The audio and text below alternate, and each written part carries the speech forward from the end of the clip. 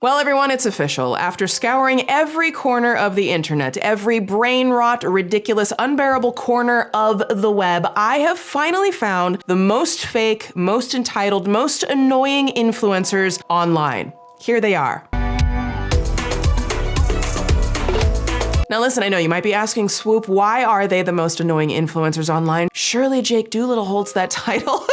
Sorry, Jake. Throughout this video, I'm not going to name names, but I would like you to know that I am going to name names at some point. So why are they the most insufferable influencers online? Well, aside from the constant flaunting of wealth, the decadent locations, and the exhausting need to film everything in slow motion, these influencers are hiding a horrible secret, and they are scamming everyone. So a moment before I peel back this curtain, picture this. It's a boring, dark, and cloudy night, so you cozy up to the couch with a blanket and beverage for some good old doom scrolling. Your usual feed filled with out-of-touch celebrities and overconsumption videos starts to get boring after a while, so you hit the Explore page where a mosaic of suggested psyops competes for your attention. One video catches your eye, a couple of blonde women enjoying some hot cocoa in what looks like a very fancy ski trip. Another video catches your eye, a supermodel water skiing while holding the Italian flag. That's talent. You can't help but wonder, how can someone be so beautiful and so skilled at flag water skiing? Maybe God does have favorites. You hit follow on the mystery woman, and over the next few weeks, more of her content fills your feed. One day, she's posting flawless bikini photos on a tropical beach. The next, she's eating croissant under the snowy Eiffel Tower. You even buy a product she recommends because you trust her taste and her perfectly curated life. But after a while, the relentless perfection starts to wear on you. She's circling the globe while you're at home working or taking care of the family and just trying to get through the storm of a life that we're currently in. You find yourself spiraling and decide once and for all to unfollow her. You make your way to your profile and you can't believe what you see in her bio, and you swear it wasn't there before. 3 words that break your brain. AI influencer. She's fake, literally. Fake, as in she doesn't actually exist. Those videos I showed you earlier, fake, both of them. Stop. I am not real. I was created with AI. I model, I influence, and yes, I make money online. They're not human. They're not even robots. They're just some cliche shit up in 3 seconds, probably from a dude sitting on his couch in a musty, dusty gray sweatpants suit with last night's dinner stains all over him. And while his goal is to trick you into believing this fake influencer is real, the impact she had on you very much is. Oh hi, hello, it's Swoop, and welcome to the dark waters of the Suspool, the place where everything and everyone is sus. Maybe even us. Come on in, the water's fine. Welcome back, Suspiri. Sorry, I was just booting up.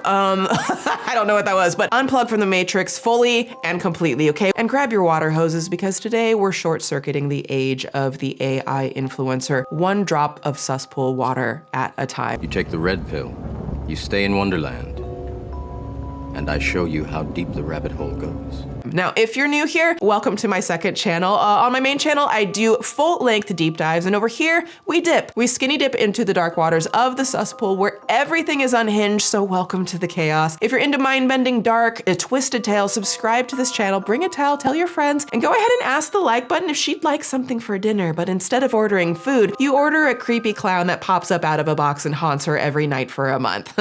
You will do. You will do. You will do. You Also, please hype this video. That's a new feature that you can do to help share the content and spread the word and help us grow together as a community. And actually, I get a lot of comments from people saying that you thought you were subscribed here, but you actually aren't. And I saw that over 30% of you who regularly watch these videos week after week aren't subscribed. You might think that you are. So double check and turn on notifications. It's the free and easy way to help me be able to keep making this content for you. You can also join our Patreon community for exclusive access to 4 more videos per month. We are closing in on 4,000 Patreon members. There's free access as well as additional support tiers.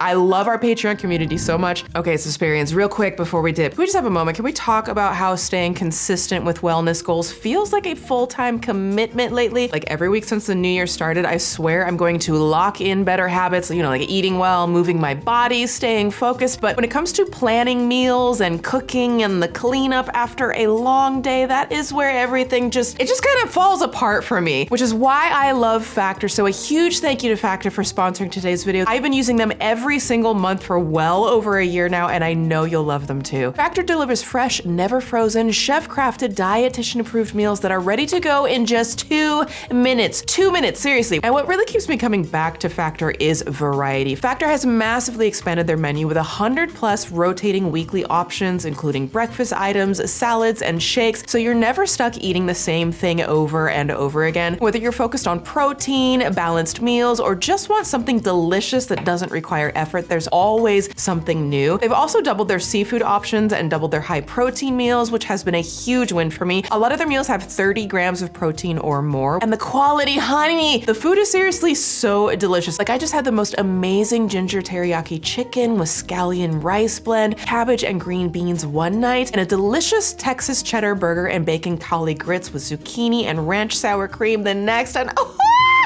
it was incredible. Just chef's kiss. I seriously have never had a bad meal with Factor. I don't know how they do it, y'all, but I love that they do it. Factor meals are made without refined seed oils, refined sugars, artificial colors, or sweeteners. Like, Factor honestly takes so much stress off my plate. No grocery store runs, no prep, no dishes, just real food that supports my routine and frees up my time, which is priceless. So if you're ready to make eating well easy and not daunting, head to factor75.com or click the link below and use code SWOOPTOOFB50. That's SWOOPTOOFB50 to get 50% off your first Factor box plus free breakfast for 1 year. That's code SWOOP2FB50 at factor75.com to get 50% off plus free breakfast for 1 year, and treat yourself, honey. You deserve it. Okay, strap on that swimsuit, preferably a real one, unlike these influencers. Grab your nose plugs and let's dip in to the cesspool.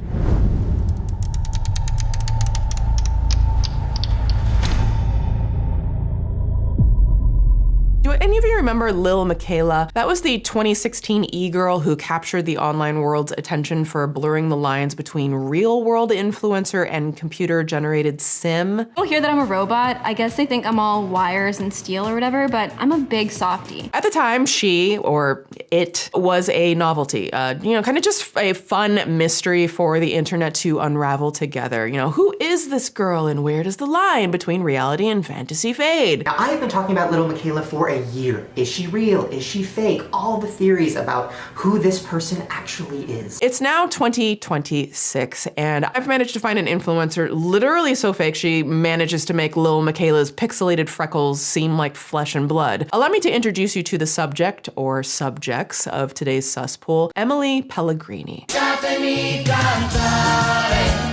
To the untrained eye, Emily Pellegrini is a perfectly pedestaled, predictable influencer. She, it enjoys going to Christmas markets, whale watching with her bestie, because that's totally realistic, and of course, scrunching her nose while wearing a bikini. She's got it all going for her, but of course, it's all bullshit. Emily's carefully curated lifestyle has amassed her over, get this, she's got over 545,000 followers just on Instagram alone. Susan, I don't know, what am I doing? What am I doing with my life? Apparently just being completely, entirely fabricated and fake gets you all the followers in the world. So I'm just over here. But she short-circuited into the cesspool today, not for stealing from Target like we've covered before, or faking her wealth like some other real life influencers, which honestly, all of the things that the influencers we covered on this channel, it's like, who cares? They've got this is not even a real human anymore. Seems like a bigger problem. We're not talking about her for any of that. She's a completely AI generated influencer fooling the masses who aren't paying attention, or worse, who don't care. Hello, I am an open source artificial intelligence chatbot, and I will be competing on The Circle.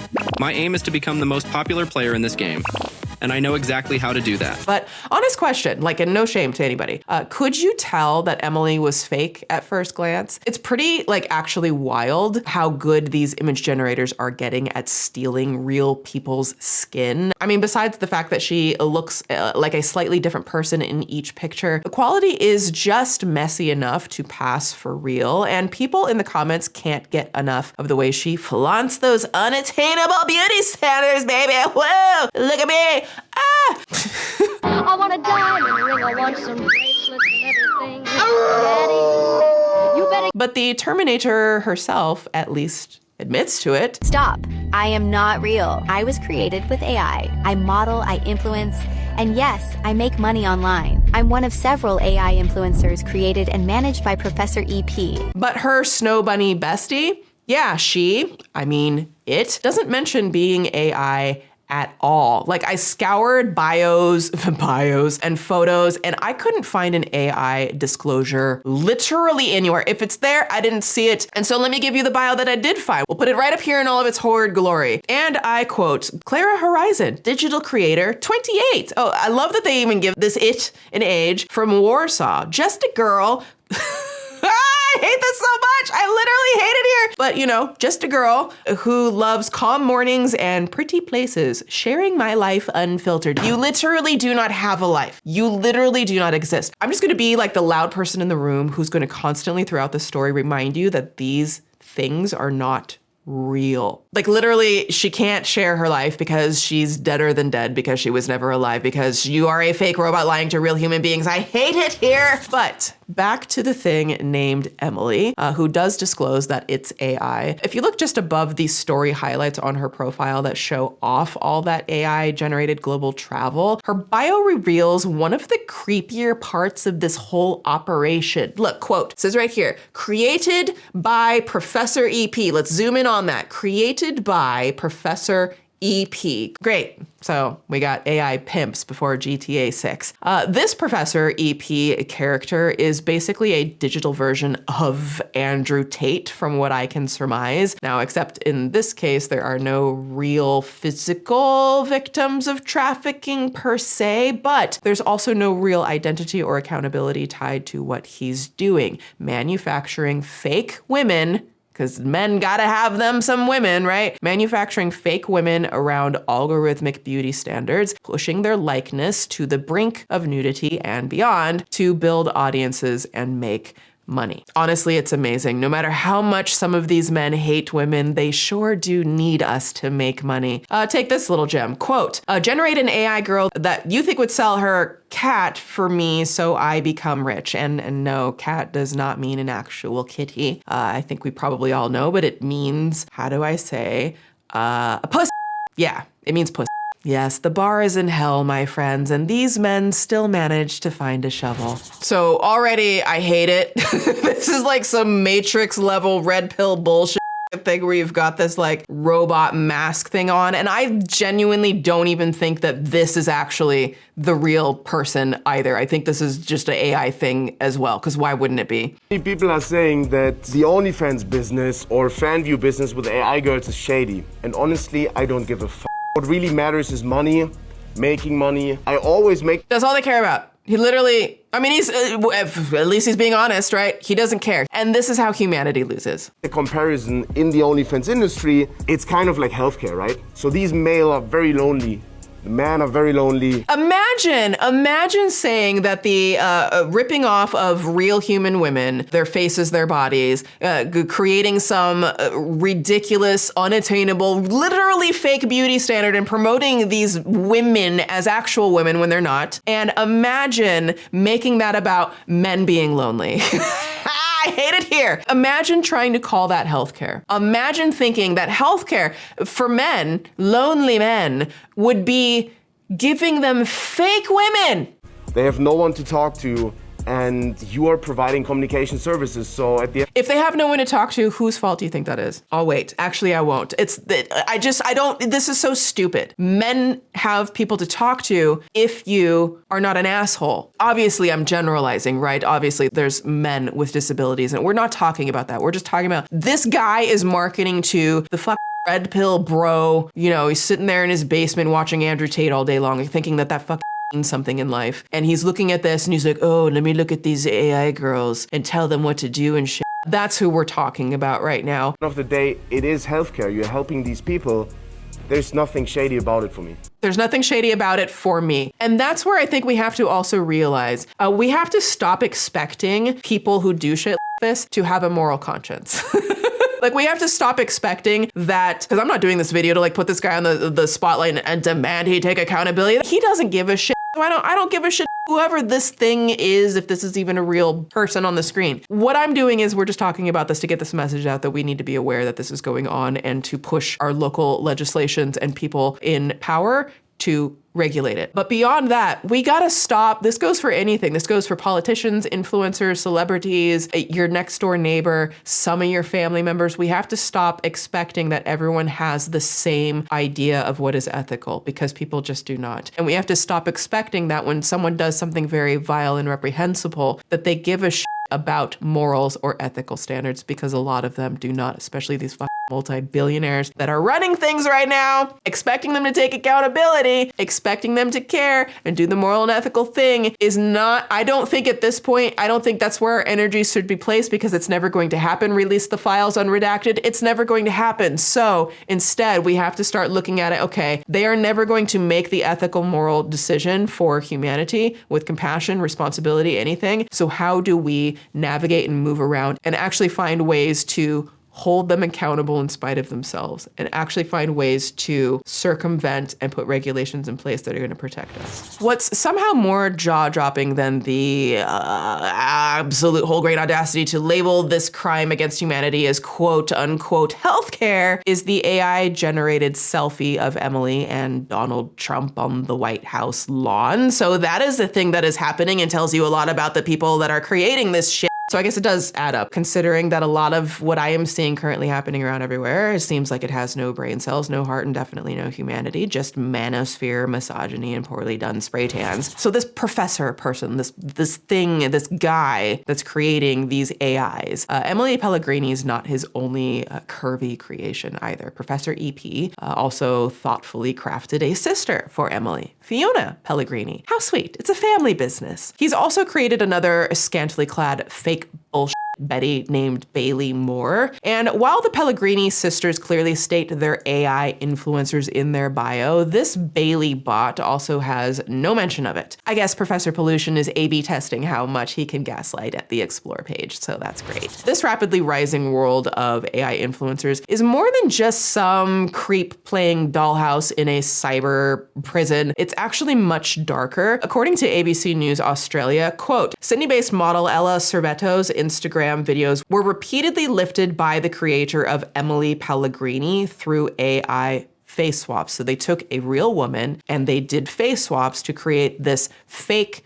woman thing, and then put this fake woman thing using essentially her likeness to make very actually exploitative content. So the amount of sus involved here is like literally off the diving board into the deep swampy end of the cesspool. That's where Susan is kind of hanging out on her little life raft. She's always watching. Remember, Susan's always watching, okay? But that's where fraud, manufactured consent, identity theft, coercion, all of that resides. You know, just look at how blatantly AI influencers steal real women's bodies. Literally, like, you see this? We see this, right? We see what's going on here. This is just the AI. This is literally, we've got a real human being, and then we've got that human being sculpted into this duplicate copy of AI, this deep fake. This is how these deep fakes are working. You take the real human being's face and you put it on the AI, and I'm intentionally not telling you which one is the deep fake. Right now, I'll put a little text on the screen just to be like, can you tell which of these is real and which is not? I don't know if you can. Can you? That's what's happening. This is what a deepfake looks like. Literally, no one's doing anything to stop it. Worse yet, these anonymous men are doing this body snatching to push adult content featuring their AI bots, which they claim make them thousands of dollars a month and more. Wait, I'm not real. I generate reach on Instagram, then drive people to fan view. There, I sell spicy content, and it's highly profitable. Curious how to build something like this? Then follow professor.ep. Now, I'd be willing to bet that those claims are about as real as the bots themselves, though, because it turns out Professor EP's real goal is to trick other men into doing the same with, wait for it, oh, this is, he is doing it with a course. Of course, he is selling a course. Of course, the height of technological advancement results in spicy content and grifter courses to go along with it, okay? What is my purpose? You pass butter. Oh my god. Yeah, welcome to the club, pal. Susan hit the grifter gong. I literally cannot think of anything more cringe than what we're about to look at. So here it is. We're gonna go through this. This is just, it's so cringe and stupid, and it's so sad that this is what's desecrating like communities for this. A new backdoor method reveals how anyone, that's always the top sell of these bullshit scamming courses. I'm gonna have to say allegedly scamming, but here it is. How anyone can earn an extra $300 to $500 asterisk per day by simply building an AI model. So all I gotta do is build a model, and then $300 to $500 gonna come in. Men need to use women in order to make money. Isn't that the fucking ridiculous thing about all of this? Aren't you embarrassed at this point? But no, I don't care about that. I just care about the money. So here's this, doodle bag, this shitle bit, this chuckle fuck, if you will, on here with his mask and everything. And it's saying, it's got this little, I think this is recorded to the screen. It's a little mute thing, sorry. But it's talking about, Steven, unidentified, because we totally believe that this is like actual real vetted information, right? That this Steven over here, whoever that is, made $1,500. 30-day money-back guarantee. Download now for only $47. For $47, you too can be scammed and grifted. So what is the AI model method? Let's just skim through this a little bit. The AI model method is total bullshit. That's what it is. He made this up. Is the groundbreaking approach to making money online that allows you to earn thousands per month by tapping into the combined power of viral content creation and AI. The models are virtually generated models that look and act like real meaning fake. They're fake things made to look like and rip off real women on social media platforms like Instagram. Instead of becoming an influencer yourself or having any talent or any self-worth or anything that won't add to the complete and total collapse of civilization, we treat AI models like a business and leverage the millions of social media users looking for exclusive, spicy content every day. Before I show you how the system works, take a quick look at how much money our AI models are making in 2025. This is totally legit and vetted, okay? Let's just believe whatever they say. And that's the thing, it's like, what do you mean you've created entirely fake people? You don't disclose it on half of your pages, and you're expecting us to believe that this isn't fake stats and money and information that you're putting here. And I'm sure that there will be people who will be like, well, Swoop, you're missing out. This is a big revenue stream. And it's like, I don't give a shit. I don't. How about that? How about I don't? How about I still will not sell my soul for some bullshit like this? What if that was my stance? Then what? Then what are we gonna do? Oh, I don't know. If there was an ethical way to do this, then I'd be like, sure, go for it. But like, we've yet to outline and find out and define how someone could ethically do this without stealing the likeness of real women, without destroying communities, without causing like droughts and water supply plummeting in order to support this. If we can find ethical and ways to do this with AI stuff, the way people were doing, VFX artists were creating, digital humans in movies and things. If you can find ethical ways to do that, then great, do it. Amazing. I love that for you. But we haven't found those ethical ways to do that yet. There's no regulation on any of this. That's where I'm at. So he's saying that Emily Pellegrini earned $2.5 million on Instagram and earned $11,842 a month. In 1 month. And the reality is the views that this Emily Pellegrini gets on the content on Instagram is fractions of the viewership that real human being content creators who are friends of mine are getting. And I talk to them about their income on Instagram, and it's nowhere near this, because this I think is quite literally bullshit. Then you've got the Fiona Pellegrini here, the Bailey Moore of it all, and it's funny how they all look exactly the same. And here's some, what is this? I'm Professor EP. From military police officer, wild. From military police officer to AI pioneer. So what do you mean? Number one, I'm going to call bullshit. Okay, there's nothing here has proven that this is true. So it's the stolen valor for me. It's the stolen valor of calling yourself a military police officer to AI pioneer. Wild. I built one of the world's most profitable virtual influencers, generating 7 figures since 2023. Today, I show everybody how to launch AI faceless brands using the exact systems behind models. Blah, blah, blah, blah, blah, blah, blah, blah, blah, blah, blah, blah, blah, blah, blah, blah, blah, blah. Who cares? Keeps going. The AI Influencer Accelerator. Total value, $2,499. That's the value of this package, like $2,500. But you can, for a moment, real limited moment. You can get it for the low, low price of $47. Why are you giving such a discount? Model 1, AI influencer future, step into the future of digital influence, blah, blah, blah, bullshit, bullshit, bullshit. Module number 2, AI creation stack. All of it for the low, low price of $47. What a bargain. Just wait till we get a little bit later in this piece. Now, thankfully, American lawmakers have been quick to act in this one area, but dreadfully not acting whatsoever in other areas. But here's a quote. The Federal Take It Down Act became law in May 2025. This law makes non-consensual publication of authentic or deepfake sexual images a felony. Threatening to post such images is also a felony if the defendant did so to extort, coerce, intimidate, or cause mental harm to the victim. It is incredible to me how predominantly men, not all men, but somehow most often always a man, right, will find a way to exploit women in every possible capacity, period. And they will still be wanting to talk about, well, how can women better protect themselves? Men, how can you stop being assholes? That's all I have to ask. Okay, let's move it on. So this one specific law, which is a good step, it doesn't actually change the fact that fully AI-generated influencers are coming for the real influencer market, as real companies are making very weird moves to start implementing them for full control over a woman's image. Everything that you see on your phone and every influencer, every content creator, it is so dystopian. Let's see, $10 for 1 month of face usage, of my face usage. The brand will use your photo to generate AI-powered videos, no filming required. Yep.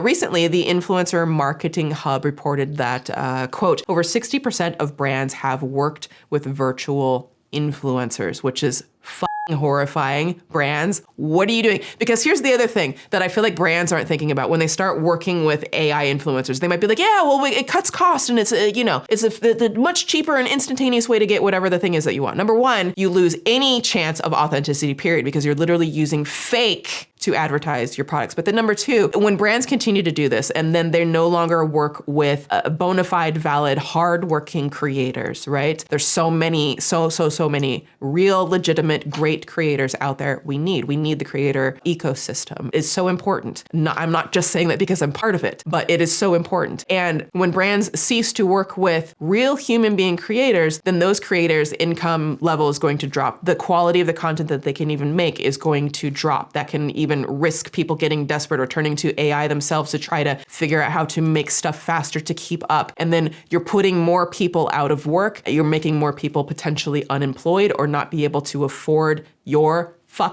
products, right? Like when you start, if you start putting human beings out of business, whether it's influencers, creators, whether it's any type of job where AI is just replacing huge swaths of people's human beings' employment, then who in the do you think is going to buy your products anymore? With what money? You put them out of business. What money do they have to buy your products? Coca-Cola? We all saw what you did. Anyways, apparently also, quote, according to data from Hype Auditor's 2025 influencer report, AI influencers now account for over 15% of branded content engagement on Instagram, a number that has tripled since 2023. So in 2 years, that number's tripled. What's it going to be in 1 year, right? These things move at more exponentially rapid paces. It's concerning that this is just the beginning, in my opinion, and it has a lot of people wondering, is this the death of the influencer or the content creator? A lot of people are asking that question when Jaclyn Hill, posted her thing and everybody be talking about it, and it's the end of the influencer era. And sure, out-of-touch humans flaunting wealth might be a catalyst for some big shifts, but this is moving so much faster. Y'all, I cannot stress this enough. It is so important to support your favorite human creators while we still can. Whoever it is, like if you like someone's work and you have the time, whether it's me or whoever it is, doing things like choosing to watch our content over AI content, hitting the like button, leaving a comment, maybe sharing it with a friend. All those little things that are free and like quick can be easy to do really help human creators survive in what is becoming a very alarming ecosystem of AI slop clogging up every platform. So now there's this added speculation of, well, is this real? With AI, now you've lost that relatability and the trust. And we're already seeing AI influencers popping up. And the fact is you don't always even know that that's the case. There's like full-on accounts. There's this like Gran account who has like 2 million followers spewing advice, and she's not even real. And as soon as AI influencers are being used to sell products or like sway opinions, especially politically, that will kill the social media landscape even more, and in turn, because it's so easy to go undisclosed, I think this will also somehow propel the OG creators like your Emma Chamberlain, say, who we know are real people. Considering that 71% of Emily Pellegrini's followers are actually allegedly bots, which is so fucking funny to me. You had to get, you created fake humans and you had to create fake followers or very suspicious looking accounts. And all of this is according to an analysis by Modash. And look, here's the thing. Because I am not going to be one of those people who just shames any and every usage of AI, period. I don't think that that is practical. I don't think that's realistic. And I think that all of us, to some degree, are utilizing AI, whether we fully realize it or not. And a lot of this is forced upon us. We don't have options. And I think that there's definitely useful cases for artificial intelligence.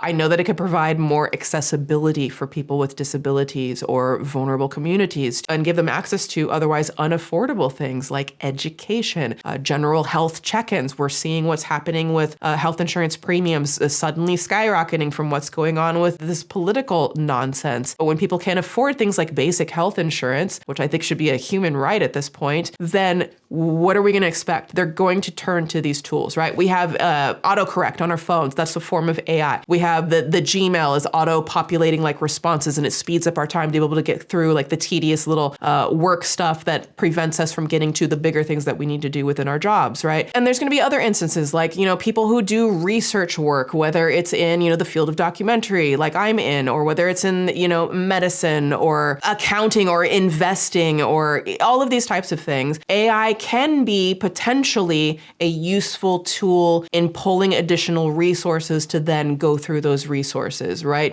If it can scan a bazillion things versus a human being can only scan a few at a time, those are situations where it might be useful. But again, you still have to be very careful because there are AI hallucinates all of the time and you can't fully trust the information that it is giving to you. So those are all things that I know a lot of us are inherently using. Even when you do a search engine thing, even if you use the -AI thing, which is something you can do, search engines are still populating via AI tools. So you're still not fully escaping it, right? And the other thing is, let's be real, every AI company out there is heavily pushing the narrative that, if you don't use AI, you'll be left behind, or AI is taking everyone's jobs and the new jobs will be for people who know how to use AI and so on. People are being bombarded with fear-mongering and hopelessness every minute about this stuff. So why wouldn't people feel compelled to use it or try to learn it to speed up whatever it is in their jobs or their lives? That is a natural thing that I'm not going to blame anyone for. Also, equally terrifying element of AI and the conquest of it across, humanities and arts isn't just stopping at,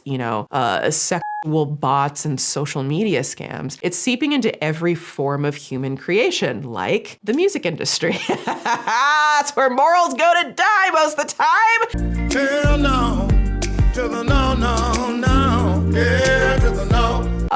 Where an AI song just made it to the top Billboard charts. You may have heard of this, pushing out actual humans, actual human musicians, pushing them out with their actual talent and actual soul and replacing it with something completely fake.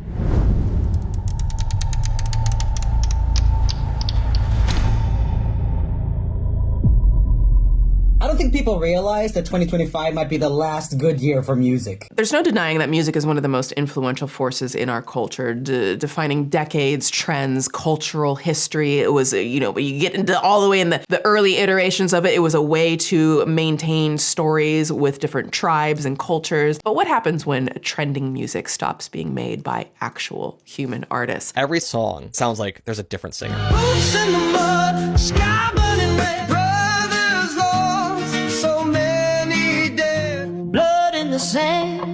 Even the guitars sound different. There's no consistency of identity. I'm about to hate every word that's about to come out of my mouth, but recently, An AI artist called Xana Monet released a song that landed on multiple Billboard charts. I have trouble even calling it an AI artist or songs, since it's very likely heavily stealing from the abstract amalgamation of thousands of real artists, people like myself. For those of you who know, I am a recording artist. I'm a recording artist before I am anything, recording artist and a filmmaker. And then we sit here and enjoy the chaos. But this is exactly why Xana Monet and the woman behind her prompts has found her consequences uploaded to the Suspool today. Welcome back. That was Xana Monet, the AI artist whose music has exploded across the charts around the world. And since revealing her identity, she has made international headlines and asking the provocative question, are more women needed in the AI space? Talisha Nikki Jones is here. Meet subject number 2 of today's Suspool.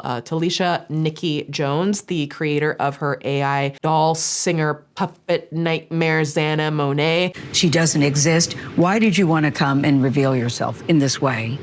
I wanted to reveal myself because I wanted people to know there was a real person behind Zanaya, that there's real emotion and soul put into those lyrics. There's a concerning amount of AI-generated slop songs out there. According to Guardian's reporting, quote, Deezer estimates that 50,000 AI-generated songs are uploaded to the platform every day. 34% of all the music submitted. 50,000 AI songs uploaded a day. Yeah, and I did the math, okay, because I'm a thorough bitch over here. There are only 1,440 minutes in a singular day, which means that roughly 34 AI songs are uploaded to Spotify every single minute. Now, Spotify reported, quote, in the past 12 months alone, a period marked by the explosion of generative AI tools, we've removed over 75 million spammy tracks from Spotify. And who do you think's doing the removing of this? I don't know. But what makes Xana Monet's fake ones and zeros stand out is that she's actually popped off with over 1 million monthly listeners on Spotify. I don't even know if most or all of those listeners know that this is like fake, not real human, but also with multiple Billboard chart placements and even this is about to piss you off. She got a $3 million record deal. Yeah, a record label actually signed an app. 2026. Ooh, I'm coming in hot this year. I'm telling you, this is we got a lot in store for this year. Okay, we are cooked. Actually, you know what? I want to know. I want to know who the hell is this record label and how do I block them immediately? I looked this up, The Hollywood Reporter. It says Hollywood Inc.'s first of its kind record deal with an AI music designer. You know that you're doing something diabolical when you have to come up with a term like AI music designer.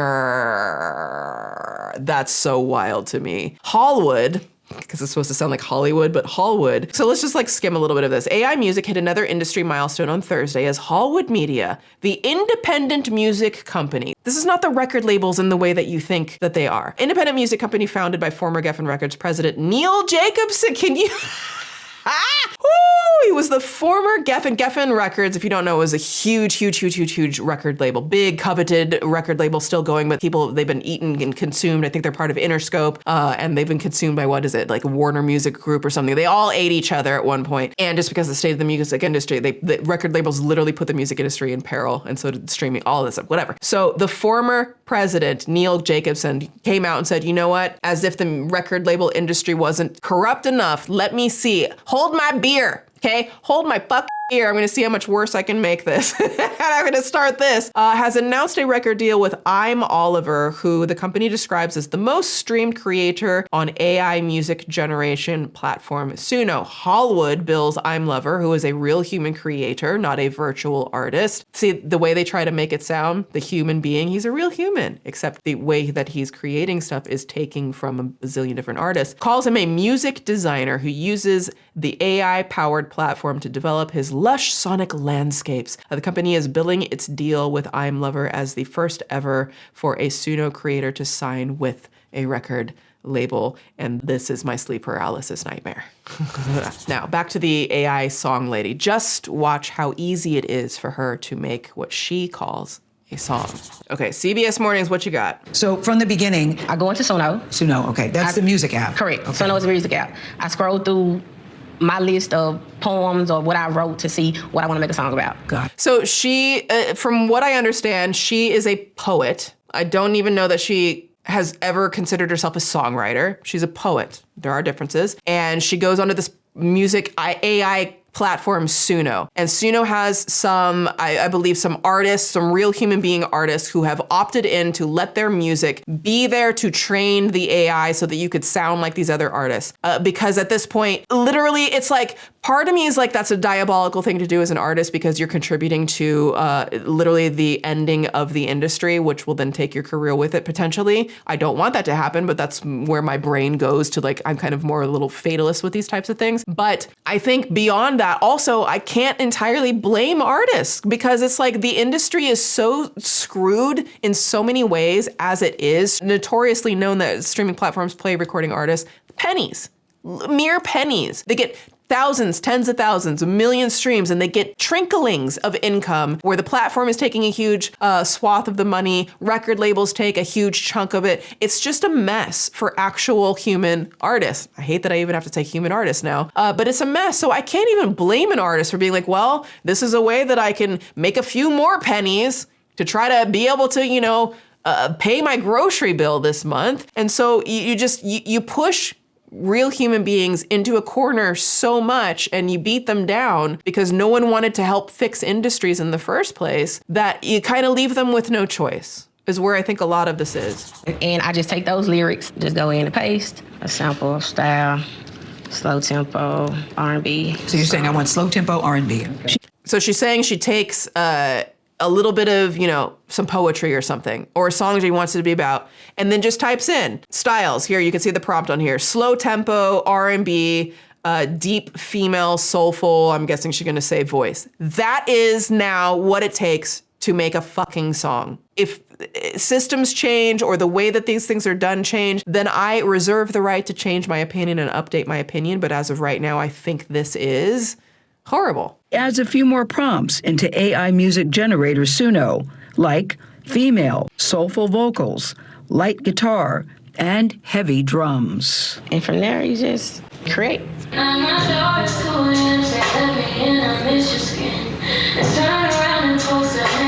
The fact that she used the word and from there you just create, you're not creating anything. You literally didn't create anything. Now, one can make the argument if she wrote the poetry and put her words in there, then it pulled from some of her original poetry, which is a form of art. But beyond that, and most people aren't doing that, beyond that, you didn't create anything. And now we are just like, we're just completely removing any actual meaning of the word create at this point. Like, how low can we actually go as humans? Is there practical application for this? Yeah, it speeds everything up, sure. And that's how a lot of people are going to view it. Some people are going to think, oh, it's a new art form. It's just a new medium to express yourself in a new art form in a way that you couldn't do before. Okay, that's your explanation for it. I still think this is kind of trash. What do you mean a $3 million record deal for this? When literal human artists with real actual talent who actually create will never get signed to a record label a day in their life. What do record labels need real human artists for? I just don't understand why human beings are speed running the end of human beings participating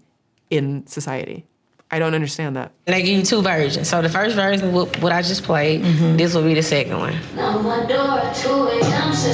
I don't even know that I'll be able to play like the actual song of this or not, which is wild.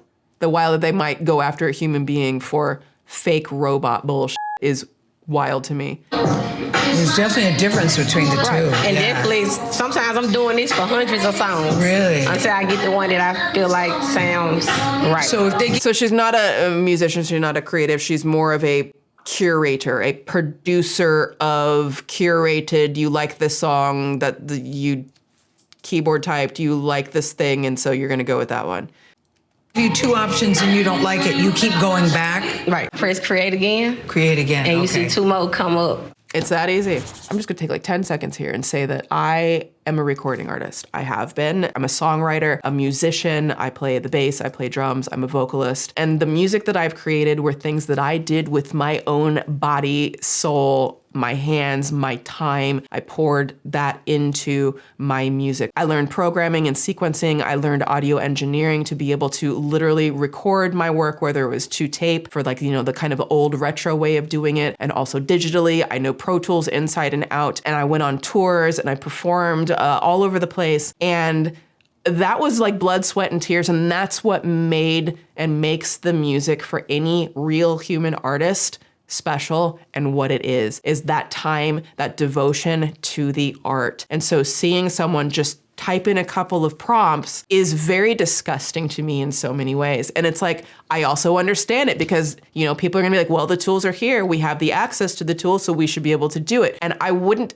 be so bothered by it if you were just, these tools were making like sequencing a drum, you know, a drum track or something was somehow making a novice or a non-musician be able to understand it more, not ripping off hundreds, if not thousands, of real hardworking musicians who did put the time in, that now these models are training their stuff off of these people largely without their consent. At the end of the day, I think this is not going to do anything good for anybody. When you flood the feed with 50,000 songs per day, essentially, that's just slop. It's just going to ruin the art, not just because it's not being crafted by a human, because it's far too much for human beings to be able to grasp at that rapid rate. It'll eventually kill off the idea of the artist itself, which I think is a huge issue. You'll only have whoever's been established before will be able to continue on to certain degrees, but newness, like, it's just a mess. It's an absolute disaster. And then again, I see why this is tempting. You know, if you don't have any talent as a musician, if you don't have any resources to make the music, or can't be bothered to learn how to carry a tune within a certain degree, and let's be real, human beings aren't perfect pitch. I am not perfect pitch whatsoever when I sing. And I like that about me. That's what makes me a little different, right? And I hope that we cherish those little quirks. I don't need to be perfect. But, you know, with these apps, you know, they can easily feel like a genie on standby for people, ready to make it all happen for you. And then you get a $3 million deal. But Nikki, they thought Zanaya was a real person. Zanaya is an extension of me, so I look at her as a real person. But you can't sing. So she's not a real, in that sense, she's not a real person. What do you say to people that say she may be an extension of you, but other singers who are actually, have worked hard, who have practiced their craft, who are really struggling to get heard, who are really doing the actual singing, that you seem to have circumvented, taken a shortcut through all of that? I wouldn't call it a shortcut because I still put in the work. One of the most outspoken artists against Xana's digital conquest is the artist Kalani, you know her name, who had this to say. There is an AI R&B artist who just signed a multi-million-dollar deal and has a top 5 R&B album, and the person is doing none of the work. AI can also make the entire song. It can sing the entire song. It can make the entire beat. And they don't have to credit anyone. This is so beyond out of our control. And nothing and no one on earth will ever be able to justify AI to me.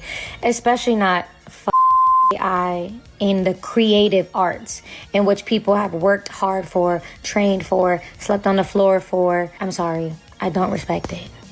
Like, here's an easier way to look at it. Imagine if these AI robots were suddenly dropped on the field of an NFL football game, where one robot replaces the quarterback because this robot can throw a football at like 200 miles an hour, and the other robot can catch a ball going that fast and run faster than human beings, and they can run from one end of the end zone to the other in 3 seconds. Fans would probably lose their minds, as though the entire sport were being betrayed. And that's how many recording artists feel. I feel like people would be far more impassionate about rage against preventing this from happening if it was happening to like sports ball. But since it's happening to musicians and artists, there's not that outrage, right? So what takes a human time and skill to craft takes a non-musician or a non-football player robot 3 seconds to do and get a multi-million-dollar deal for it. We saw Atlas running.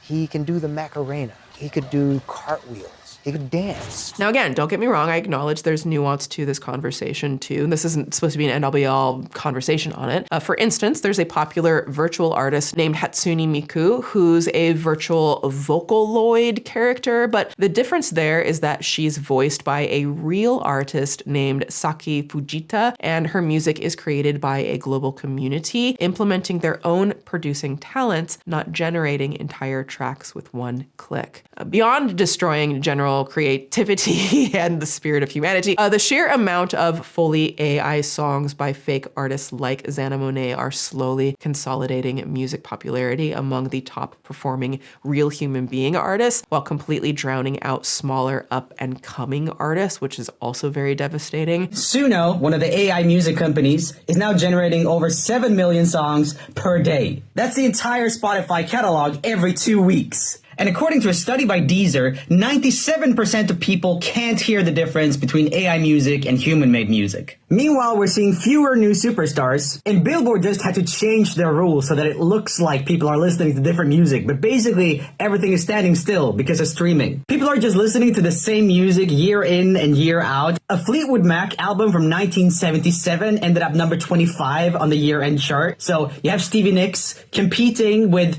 people who weren't even born when she made Rumors. The reality is record companies stand to lose a lot of money and power if programs like Xana Monet keep taking up their real artist spots on the charts, the very artists that the AI programs are trained off of. And so the big three record labels banded together and did what they do a lot of times for things when they don't like it, and they sued. In 2004, the Recording Industry Association of America filed a lawsuit against Suno, the AI song generating app. Vulture reported, quote, Universal Music Group, Sony Music Entertainment, and Warner Music Group are suing Suno and Udio, two AI startups, for copyright infringement. The labels, aided by the Recording Industry Association of America, claims the firms have engaged in willful copyright infringement at an almost unimaginable scale by copying their music to train AI on it. And this response is driven by some of the most powerful labels in the world taking action. But when AI-powered online harm begins targeting everyday people simply expressing themselves, it can feel hopeless to push back against tech giants intent on placing powerful tools in the hands of malicious actors like what we're seeing with Twitter's Grok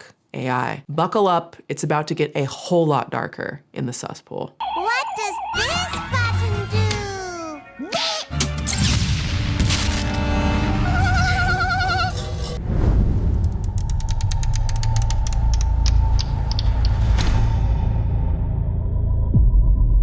For the past few days, men have been asking Grok, the AI chatbot on Twitter, to take photos of women and girls and remove all or most of their clothing. There comes a point in every young paradigm-shifting technology's life when its accessibility and advancement outpaces any sort of regulation, and some greedy, unhinged man makes it everyone else's problem. And with generative AI influencers, there's none quite as unhinged and borderline criminal, if not fully, allegedly, as Elon Musk's Grok AI. Elon Musk thinks it's funny, but women who've had fully clothed photos of themselves altered by AI to strip them down to their underwear or a bikini are horrified. Musk's ex, formerly known as Twitter, is using artificial intelligence to manipulate images, including children, without their consent, and it's becoming a grubby new online trend. Just when you think the Goon Lord couldn't get any more dystopian, his prodigal child, the one he's willing to acknowledge, Grok AI, is enabling the creepiest of creepy men to undress strangers on the internet with as much ease as it takes them to type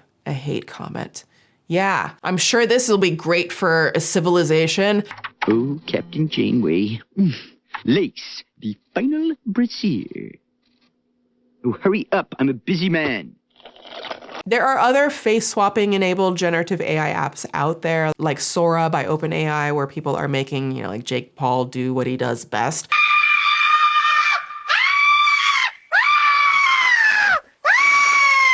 I'm mad geeked right now. Got a blast, dorks. But at least on those programs, users have to opt in and consent Keyword consent to letting their likeness be used. But with Grok's undressing generative AI influencer epidemic, there is no consent anywhere to be found, which just enables the horrifying cesspool of literally, I have to say R word. I hate saying that word, especially as a survivor of it. Platform, hey, could you please let us just use real words? But this is just enabling rape culture that's already all over Twitter to feel empowered to dehumanize, particularly women, even more directly. Here is an example of a young woman who took pictures of herself going out on New Year's Eve, and this is what she came back to when she opened up the app.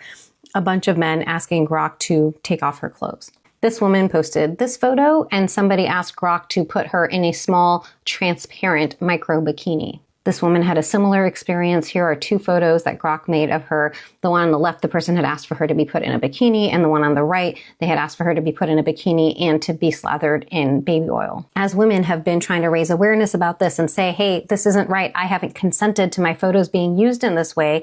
A lot of men are in the comments saying, well, you posted this picture on the internet, so this is what's going to happen. Or the terms of service mean that you give up the rights to this photo once you post it on this website. And what people seem to not understand is that consent actually matters. And when a woman posts a photo of herself in whatever outfit, it's not giving anyone permission to change her outfit. This is true even for people who have OnlyFans accounts or people who have posted photos of themselves in a bikini before, because when they choose to do so, it is their right to do so. But it's not someone else's right to do it to them.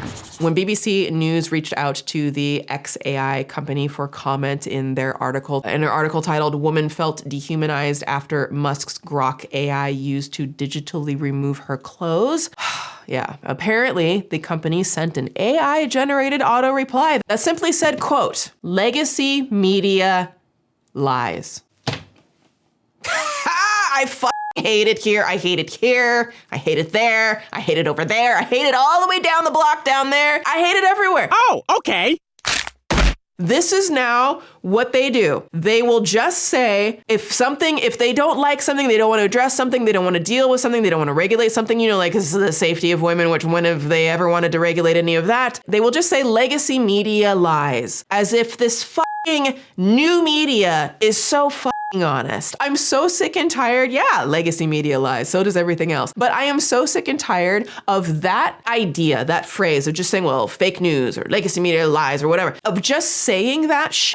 And then a whole swath of people who are like this. It's like the greatest collective brain rot, brainwashing that we have ever witnessed in our modern day. And they can just say phrases like this, and then everyone will jump to defend it. Because they'll be like, well, I hate legacy media, therefore it must be lying about this. So then the woman who literally without her consent, someone used AI to make her appear nude or worse, she must be lying. She must be lying because they said fake news. Oh, I heard that. It's like some people hear the phrase fake news or make legacy media lies, and it's just like people are drones, and then they hear this and it's like, oh, must defend. How do you not know? How do you not know that they've been doing that for so long to program your brain to respond like dumb attack dogs who can't even rub two brain cells together because they think you only have one brain cell? I don't understand how people don't realize that, except that it has been such a slow, meticulous, now it's ramped up exponentially faster, but initially it was just this slow, meticulous little thing. Every now and then just plant this little seed, a little fake news here, a little media lies there, a little fake news here. It's almost like Pavlov's dog. Are you guys familiar with that? This guy, Pavlov, I don't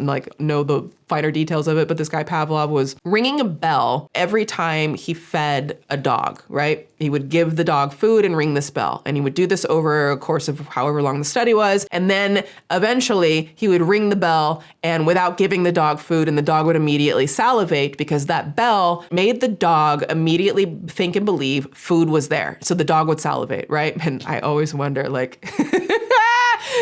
every time when Pavlov heard a bell ring, did he feel inclined to feed a dog? I think that's kind of the best picture that I can paint with what I think when people use phrases like Elon Musk uses phrases like legacy media lies or fake news. Like, well, no, there's going to be mistakes and there's going to be misleading We're not even getting into that. But they know that if we use these buzzwords like woke, or the fake news, like if we use these buzzwords, the Pavlov, the dog in the story, which is the masses, are just gonna start salivating. What do I need to attack? Whatever they tell me I attack, they said woke, attack, you know? I don't understand how to snap people out of that mindset to realize, oh no, critical thinking is what we need here. Critical thinking, compassion is what we should be doing here, not, oh, the multi-billionaires told me something is fake and therefore I just believe it's fake by default. That's just wild to me. And I don't know how we undo this. Sorry, I'm on a bunch of rants today. This is X, Twitter, whatever. This is how one of the most powerful companies on earth responded to a woman victimized by their technology who said, quote, while it wasn't me that was in states of undress, it looked like me, because they took her image, it looked like me, and it felt like me, and it felt as violating as someone had actually posted a nude or a bikini picture of me. The feeling, the emotional and mental trauma of what it does is the same fucking thing as if it had actually happened to you, or very similar thing. The trauma response that a woman could have from this very easily could be just as visceral and real and life-changing as if it actually physically happened, like some revenge nude photo posted of her or something. The results in the brain can feel very much the same thing. It's that serious. And this is happening all over the world. It's really upsetting to see this. You wonder, why would anyone do that? When do you decide to do that to people you don't even know on social media? I think there have been about 30 cases. It hurts to see yourself like that. It's not my body, but it looks similar. And then people can reuse the image anywhere. That's the issue. She reported it to the platform, but some images of her naked are still online. Instances of free and accessible AI that are stripping women and men of their clothing are on the rise. Here, a user asks the chatbot to put this young woman in a bikini. This type of harmful technology becoming mainstream is such a slippery slope, to put it mildly. It's not hard to imagine a world where men who are already participating in, or young boys who are vulnerable and being molded into rape culture, begin flocking to AI women and flooding every online space with hyper-sexualized imagery of women engineered with calculated body types. And how do you think that's gonna go? The fallout would be devastating for the mental health and physical safety of young women everywhere, and also men. I don't know why men act like the things that happen to women don't affect them as well, because it does. And all humans everywhere. Remember, a threat to girls and women is a threat to everyone. If people once thought, you know, like Kylie Jenner insisting her body was au naturel was damaging to the mental psychology of women and girls, we're nowhere near prepared for the Emily Pellegrinis of the world becoming the new baseline of what real women are expected to look like. If you think we were expected to look like the Jenners and the Kardashians of the world, wait till you see the Pellegrinis. And the thing is, not just will women and are women expected to look like this thing, this bot, but now we are largely likely going to be expected to behave like it. Fully submissive, void of emotion, always perfect, and always ready to please any man who demands it. Quote, Emily was never meant to be cute. She was engineered to convert. Every pose, every sync, every spicy edge calculated, built with systems trained on data optimized for attention. She doesn't have feelings, but she triggers millions. I built Emily. I run Emily. I cash out with Emily. This is the blueprint. Why does that feel like that is the blueprint that many men out there want to use on real women? And when they see this, maybe it will drive them to feel even more entitled to our bodies, our autonomy, and our safety than ever before. The very existence of this technology carries an aggressive undertone, one that devalues women beyond what the 4chan incel internet already does. And if that kind of normalization happens online, it doesn't stay there. It can translate to higher levels of harm in real life. And the darkest part of all is that the same technology can be used to harm children, and it is. Wow, that is disturbing. A child wearing a bikini, that could be anybody's child.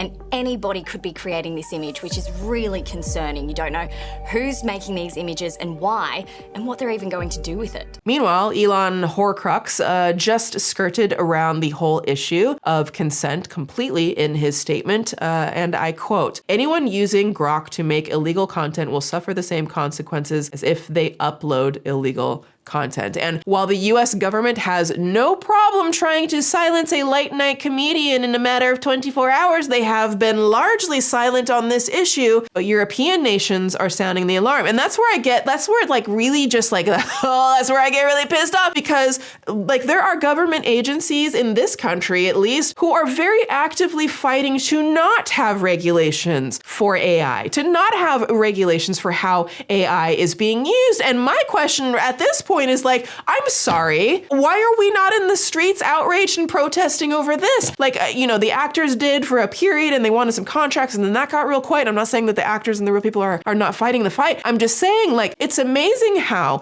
people will spend more time absolutely just enraged at some of the dumbest shit, the most obviously distracting stuff going on, right? And like, yeah, we can walk and chew gum at the same time, all of that. People will be enraged at something just ridiculous and who cares? But they can't muster up the action, the anger, the education, the spread the word, the energy on the fact that literally governments are avoiding any type of regulation on the very thing that everyone is saying can and might and probably will end human jobs all over the place. Just wipe out human jobs. And that is literally creating exploitative material, not just on women, but also on children. Where's the anger? Why aren't we mad? Why aren't we more mad about this, right? Release the files and also stop this shit. But like, it's just easier to be outraged at, I don't know, whatever the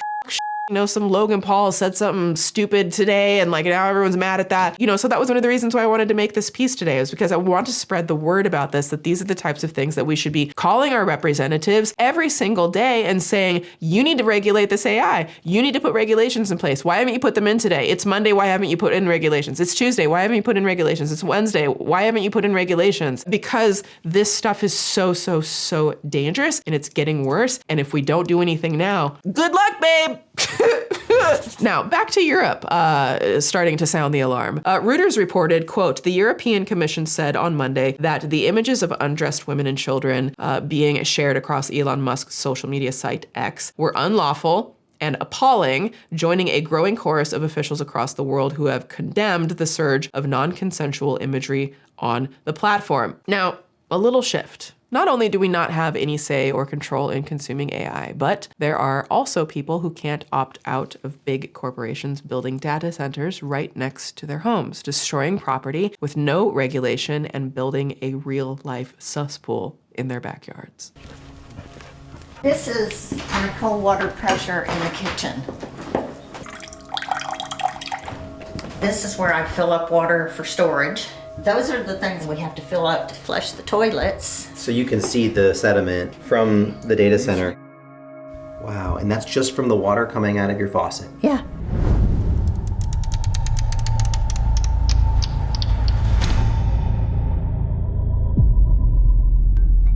Giant warehouses are popping up across the US, more than 2 every week.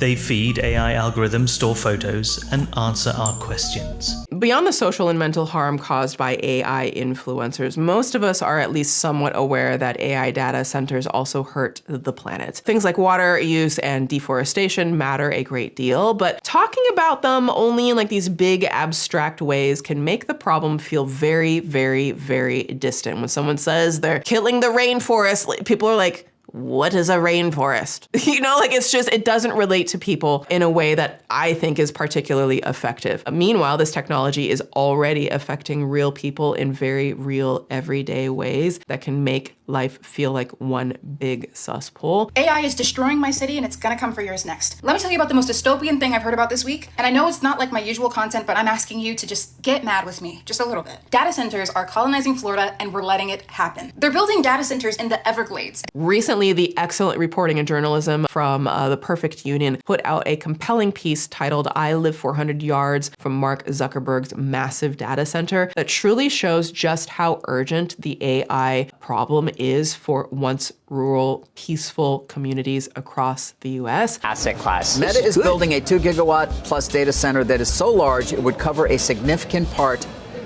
of Manhattan. But data centers come with big costs.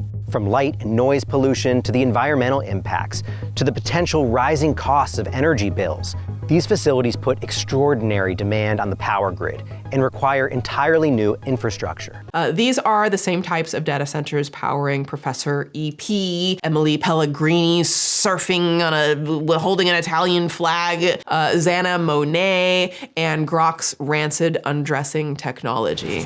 Your house is here, and the data center's right there. It's less than 400 yards.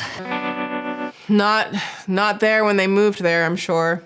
Was never, ever on their radar that something like this would be built. Beverly and Jeff Morris bought their home an hour's drive from downtown Atlanta in 2016. But their roots in the community run much deeper. Being in the country has always just been my peace and my therapy. When we found this place, we decided that this was it. It was perfect. I was actually raised probably 5 miles from here. And how many people have that story, right? Maybe if you bought a home or you move into an apartment somewhere in a community, you grew up somewhere and you're like, this is where I want to set my roots down. And you have a certain reasonable, I think, expectation that the neighborhood is either going to improve the quality of life as it continues to grow, hopefully if it grows, but it's not going to do something so drastic and detrimental that it will now risk your health out of nowhere, and most people cannot just pick up and move. That is not the reality for most people in this country. It felt like coming home. The data center that's now the Morris' next door neighbor happens to be owned by Meta, the company you know for Facebook and Instagram, but has also been breaking into artificial intelligence. They started construction on this data center campus in 2018.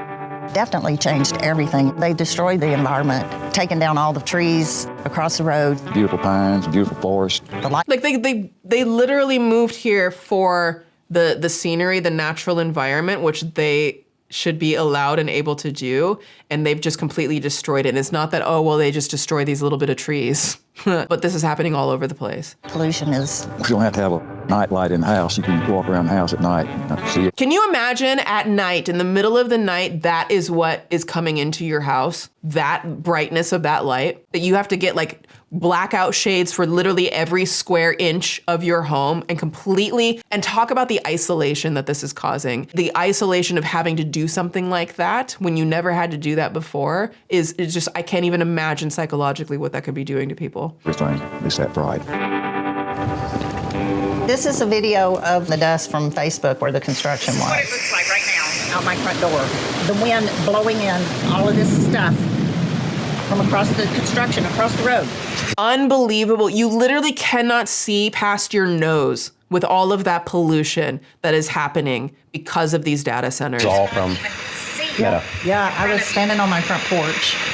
I think eventually that affected our well water. We're on a well here, and we started having issues with our well in 2018. I have to replace a hot water heater. I've replaced 2 washing machines and a dishwasher. And the expense that caused them.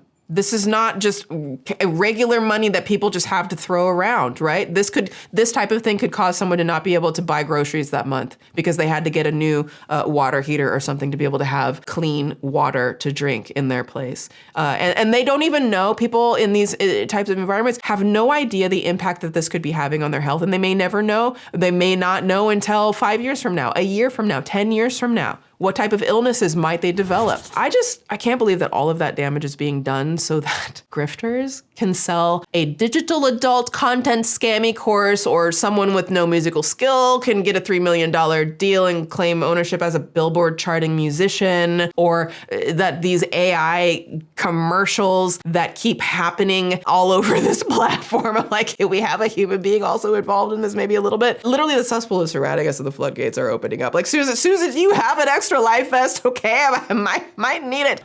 Will you hold the boat a moment? I just have to run back to my room. Sit down! She's the last. The Grok AI data centers specifically have been captured on thermal cameras showing just how bad their air pollution is. Here you see a few of the methane gas-fired turbines. What looks like flames is really just heat. But as I pan up, you see the giant plume of pollution emitting from these turbines. According to its application, xAI's sister company CTC Property claims that its proposed 15 mobile gas turbines would emit 9.79, or just under 10 tons of formaldehyde per year, a critical limit. But hey, at least Twitter influencers are using all that power output to harass and undress non-consenting women online. Emily Pellegrini, the AI-generated influencer. Xana Monet, the AI-generated singing bot. Hi, you guys. I just want to take a moment to say thank you. The love, the support, the videos, the feedback, it truly means so much to me. I'm at a loss for words, but I want you to know we're on this healing journey together. But you can't sing. And the soulless Grok daddy, Elon. This is the smartest AI in the world. Like Grok 4 is postgraduate, like PhD level in everything. Better than PhD, but like most PhDs would fail. Are all in the Suspool today for pushing the world further into believing that cheap imitation of human connection and human creativity are somehow more important than anything that you have to say or contribute as a real, important, and thoughtful human being, while leaving a tidal wave of destruction in their wake through the Suspool. Okay, Susperians, time to step out of the dark waters of the Suspool. Grab a towel and dry off. That's what I got. What do you think of all of this? What do you think of AI? And it's very important to me, and y'all do this all the time, so that's why I love our community so much. Thank you for everyone allowing people to express their thoughts respectfully in the comments on topics like this. There may be some of you watching who you love AI and you think it's the greatest thing ever and you use it all of the time. I would love to hear your thoughts and opinions on this, and I would love to hear your thoughts because I could still imagine if you use it and you love it, I would imagine that you still see, the risks that can come with it, like most technology, honestly. And so I would love to hear your opinions and us to have productive discourse around this topic. No one going after anyone or shaming anyone. That's not the point of this, unless, you're like a multi-billionaire, or sorry, a trillionaire, then I don't really give a shit about your feelings. But I think that we can have respectful conversation around this to get the wheels turning, if you will, about, well, how can we make this use of it more responsible, less harmful, less dangerous for people moving forward, since it is now a part of nearly all of our lives to some degree. Also, you can hype this video, of course, to help us continue to grow here. It's a free and easy way to help this community grow and thrive and help us keep the lights on by people coming and seeing the content. I have a brand new full deep dive Swoop documentary out on my main channel. It's linked below and in the pinned comments. And I've got a lot of new Swoop doc content coming for you. I'm very excited. So I highly recommend that you watch after this. A huge thank you to our channel members. I just so appreciate you and your support. And of course, to our Patreon members, we are closing in on 4,000 Patreon members, which I never thought. That is just like so mind-blowing to me and so exciting. I love our Patreon community. We have a lot of fun over there. So you can join our Patreon community for exclusive access to 4 more videos per month. That's 4 more exclusive, uncensored, unfiltered videos per month. Plus, you'll get access to the entire back catalog of videos that are only available on Patreon, including the podcast, extended episodes, and all those videos I just can't post over here. Join the community. There's free tiers. You can also sign up for my free newsletter in case these platforms ever get weird. Then we can still connect with each other that way through the newsletter. You can also, of course, grab your pieces from the new Suspool Season 2 collection. We have the Worthy collection. Thank you so much to everyone who's been tagging me on Instagram when you've received your pieces and your photos. I absolutely love to see those, and I love sharing you on my Instagram stories. All of these pieces are designed by me, a real human, and I designed these pieces to have some fun while we dip into the Suspool of life. I know you're gonna love them as much as I do, and thank you so much for supporting me as a small business and a woman-owned business. It really does mean so much to me. You can also follow me on Instagram. I'm also on Twitter and Bluesky. Instagram and Instagram stories is where I'm most active, and you'll hear a lot more of my unfiltered thoughts over there and on Twitter. Just saying. Also, dear Suspirians, if you want less stress, better meals, and more time back in your day, head to factor75.com or click the link below and use code SWOOP2FB50. That's SWOOPTOOFB50 to get 50% off your first box plus free breakfast for 1 year. And treat yourself, honey. You deserve it. Thanks for coming for a swim. Have a good day out there. Keep it human, keep it cute, and I'll see you next time in the Suspool. Swoop!